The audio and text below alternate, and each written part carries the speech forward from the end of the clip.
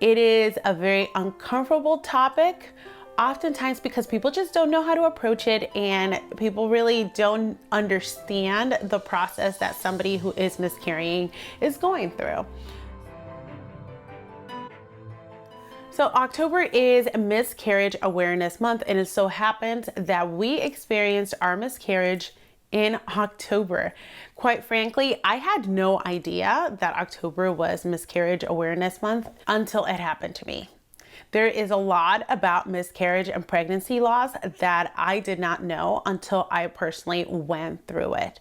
So one of the things that I personally took upon myself when I went through this experience was that I was going to talk about this. I was going to make other people aware of miscarrying, pregnancy loss, and how real it is.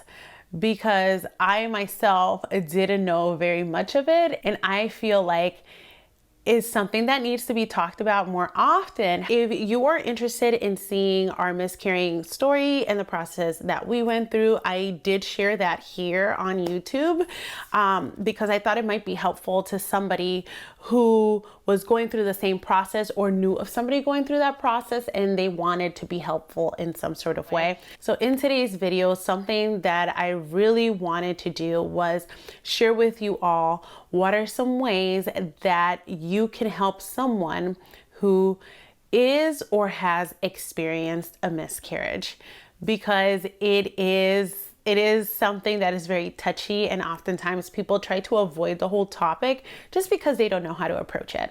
The very first thing that you can do is acknowledge that the family that has experienced the miscarriage suffered a loss. This is not just a bad situation or a bad experience.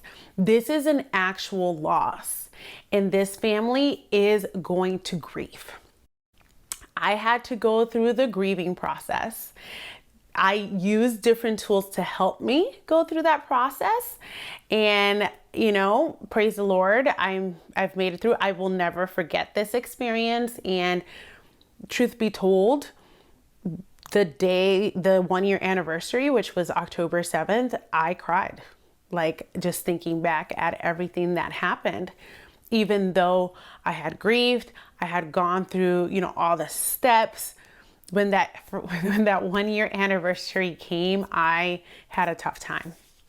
And it wasn't like I wasn't like completely out of control like I was at the beginning, but I did cry. I did have my moment, and I did feel the loss. That is something like super helpful that I found, that when people came to me and they talked to me, they said, "I'm sorry for your loss." The fact that they were acknowledging that I experienced the loss just helped me so much. I just felt like it was validating to my feelings, and that it was okay for me to have my time to heal from this experience of our loss. The second thing that I feel is really important for people to understand is that the mom is not the only one that grieves. My husband grieved as well. This was both of us going through this experience.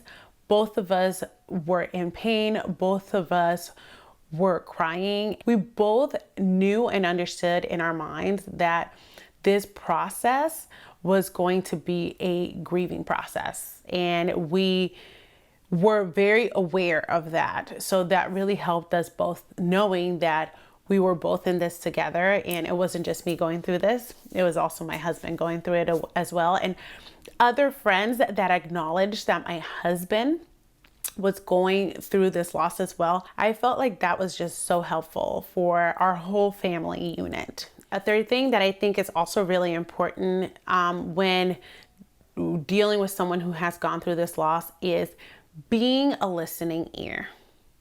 Just listen. You say, "I'm sorry for your loss," and just listening to what the person has to say. You don't have to say something to try to make the person feel better, because sometimes the things that are said with very good intentions And, with the full intention of making somebody feel better hurts so much. So just being a nice listening ear, saying this is an awful experience. I'm sorry that you guys are going through this. I'm sorry that your family experienced this loss. That is helpful. Telling somebody, well, at least it happened sooner than later, or at least you were only a few weeks pregnant, or you're still young, you can try again, or are you guys thinking of trying again anytime soon? All those things, though they might have the intention of trying to make us feel hopeful and better, it is not. If anything, those things made me angry. Like, I didn't want to be near that person anymore. Like, get away from me. Quite honestly, like I'm going through so much pain, and the last thing I need to hear is somebody telling me, well, at least it happened sooner than later. At least you weren't that far along. At least you didn't hear the heartbeat. Like, those things really kind of take away the validity of the pain that the person is going through. So the best thing you can do is simply say, I am really sorry for your loss. Validate that it is a loss. Say, this is really awful that you guys are going through this. If you need anything, let us know. I am here to help you. And only say those things if you really mean it. Like, if you're really there for the person, say those things. If you're just saying those things to feel whatever, and then the person's going to come to you and, try to get your help and you can't fulfill that, it's better not to say anything than say something that you can't really follow through. And finally, knowing that there are triggers. I did not know this was a thing until obviously all of this I didn't know until it happened to me. So there are triggers. I don't know why, but for me, after I miscarried, all of a sudden there were pregnant people all over the place. I would see babies everywhere. It was insane. The pregnancy commercials were on every single commercial break. There's one in particular, is the clear blue pregnancy commercial.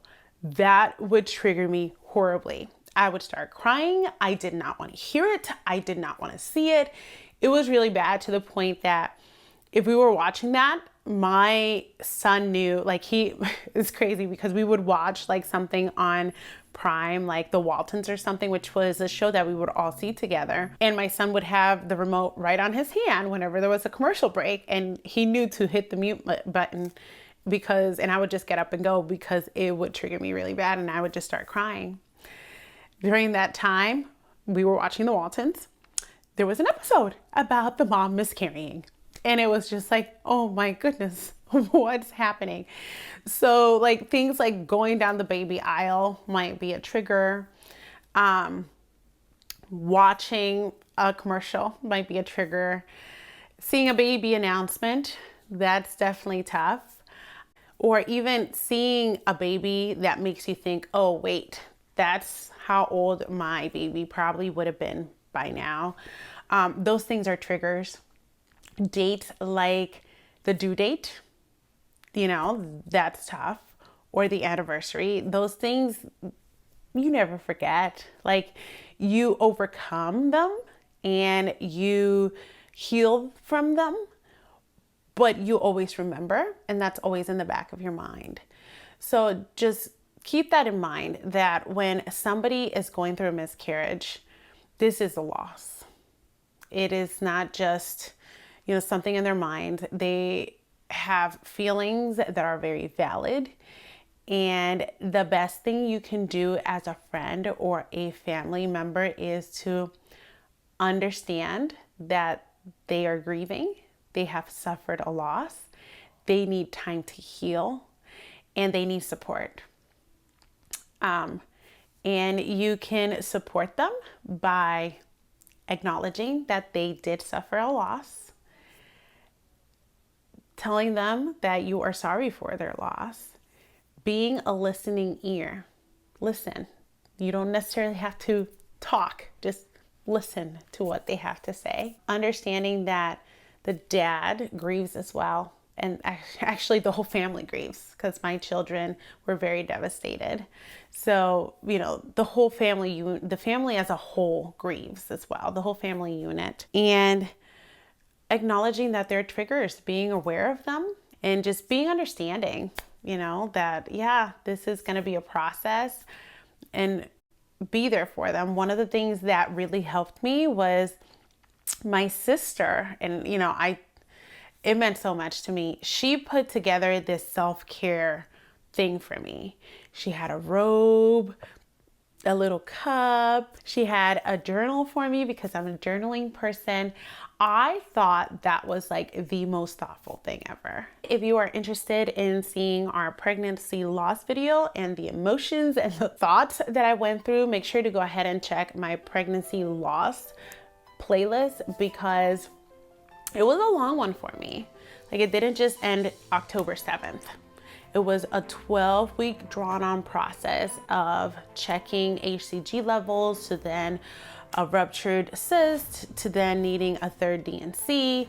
It was insane. I would say I didn't really kind of break out from it and completely like heal from it, and was able to kind of have a normalized situation until May, when it was my due date, May 11th. So that was the month I was due. So I think it took me up to that point to actually be able to just go through it and overcome this process. Thank you so much for watching, and I will see you next time.